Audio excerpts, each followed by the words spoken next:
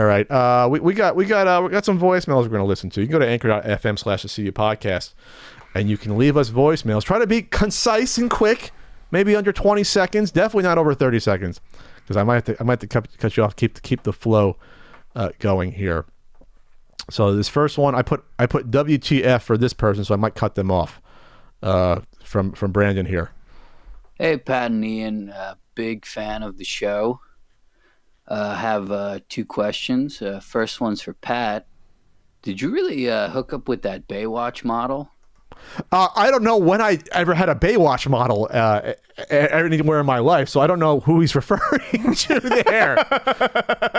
Okay. That's why I would put WTF. Is he referring to the Alicia Dragoon video? Is he referring to Denise, who showed up in a few videos? I don't know. And the second one is for Ian. Oh, no.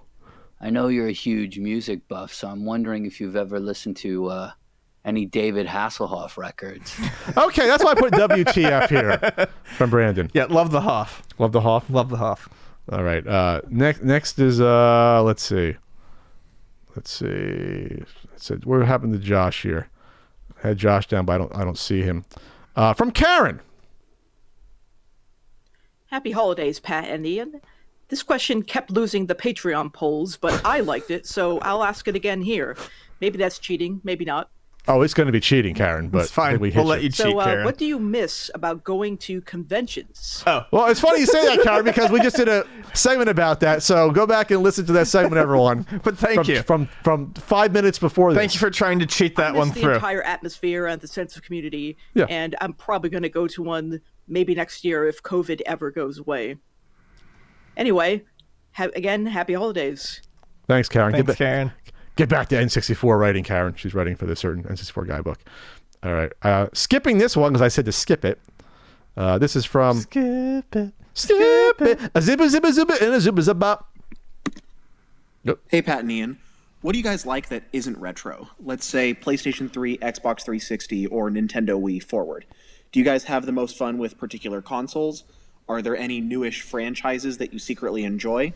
My wife and I are primarily retro gamers, but the FromSoft games like Dark Souls on the PS4 crack our favorite games list. Shit, it sounded like you were in a tavern with that echo there. Well, Ian likes the PS3. He's got the PS4. I have a PS4 that I don't use very much at all. But this Nintendo Switch obviously, I really, really like the Nintendo Switch. And people think I'm a huge Nintendo fanboy, and they often think I'm a Sony fanboy. But the truth of the matter was, I had a 360, and I really enjoyed the 360. I haven't gone back to it recently. I just don't have time. But that was a system that really got me back into gaming regularly, and despite the fact that it was built like shit, and I spent days and days and days repairing them at Luna, I do actually kind of have a fondness in my in memory for the 360 console. This is from Darian. It says to start 20 seconds in here. And keeps me on the way. Phil Trains keeps me.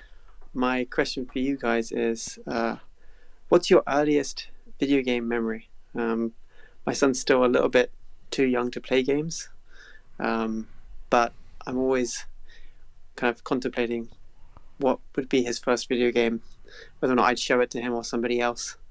All right, what's your earliest video game memory, Ian? I have 3. I don't know what the earliest one is. I remember sitting on my grandfather's lap and him showing me how to play Pac-Man on the 5200.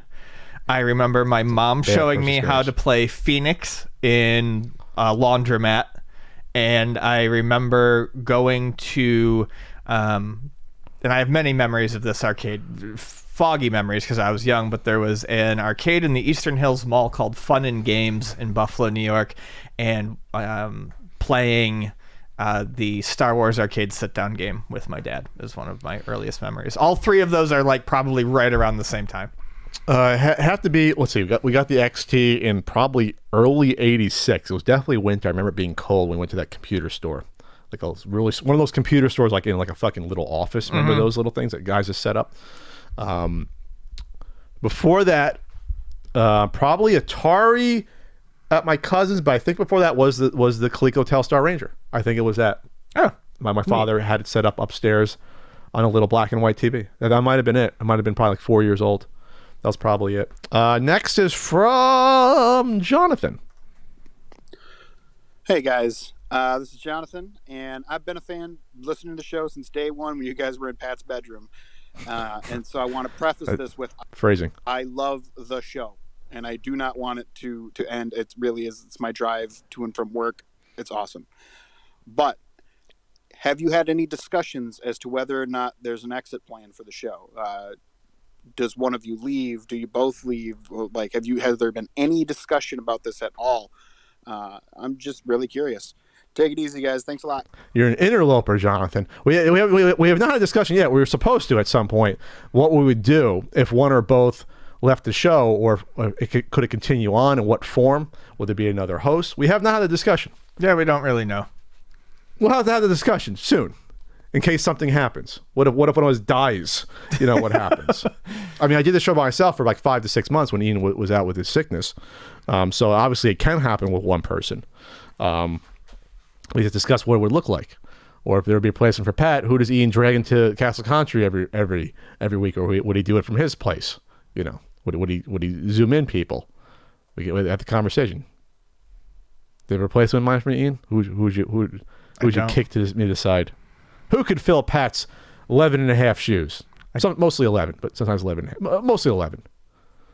I don't have any idea. A small 11 and a half, but mostly 11 for the ladies. Wink. No. All right, this is a grading question from Anthony. What? Hey, Pat and Ian. Tony from Massachusetts. Been listening for about 4 years. Hey, Tony! You guys are part of my Wednesday morning commute, so I definitely appreciate that.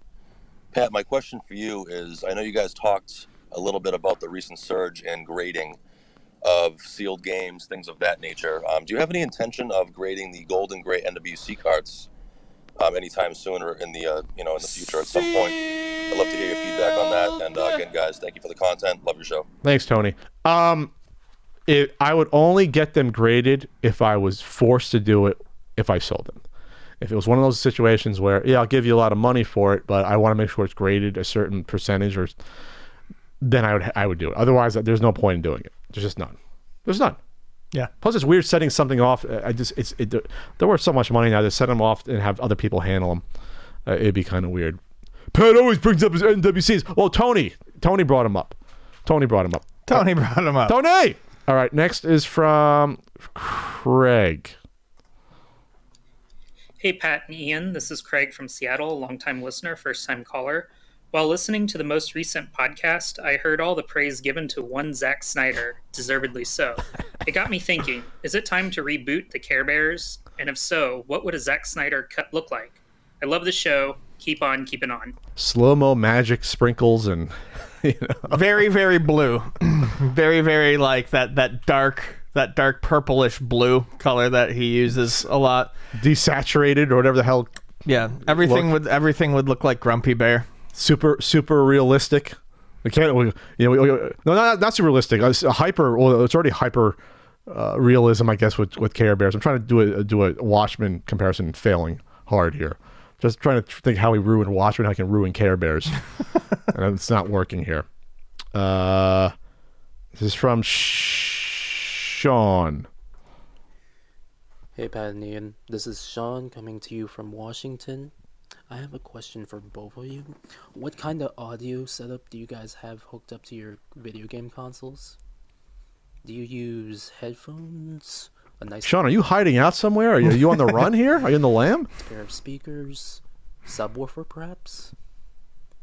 Or do you guys just use the audio coming from your TV? Cops are 2 minutes out. Thanks, guys. Sean, how do you do it? I use a very basic soundbar. I have nothing special. Soundbars can be good. They're not that much money, like $60-$70 for one that has a woofer in it and a little.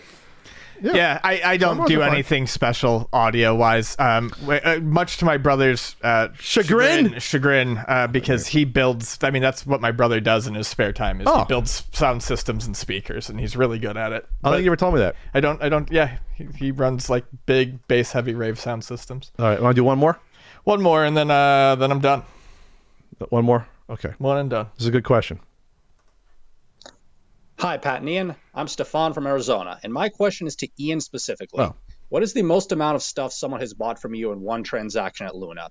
Is it something where someone came in and said, yes, hi, I'd like to buy 10 of your Xbox 360s, please. And also I'd like to pay entirely in $5 bills. Thanks, guys. Love the show. Please keep it up. And please rant more about WATA-rated games or graded games. Bye. Okay, this is interesting because is it quantity of products or the amount or a combination? Well, I guess we have to be quantity. I mean, has someone come in and said and bought 100 games before? I'm trying to think of what some of the longest tickets I've ever seen have been. So there was, I'm trying to remember how many he bought.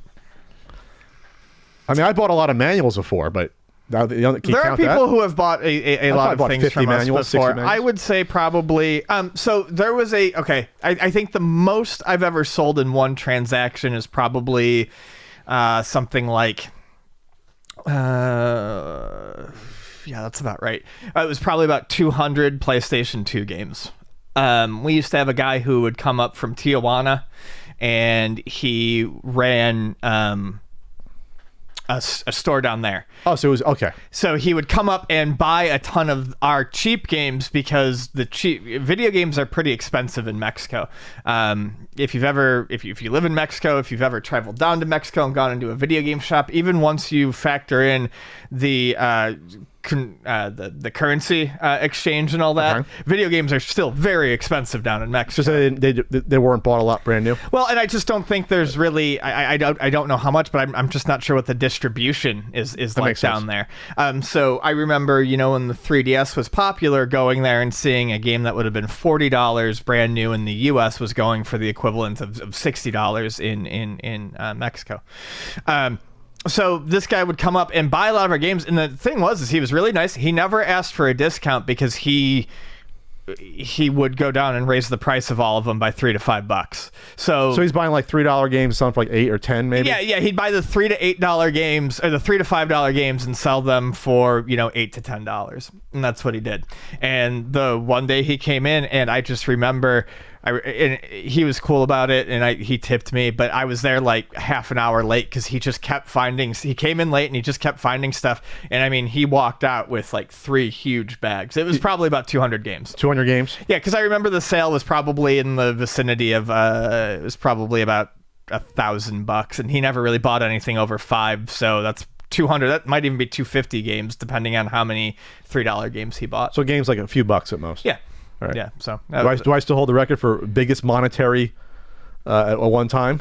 I mean, that's if you want to count that as a sale, sure. It's a sale. I mean, yeah. It happens. I always consider that a private sale. Okay.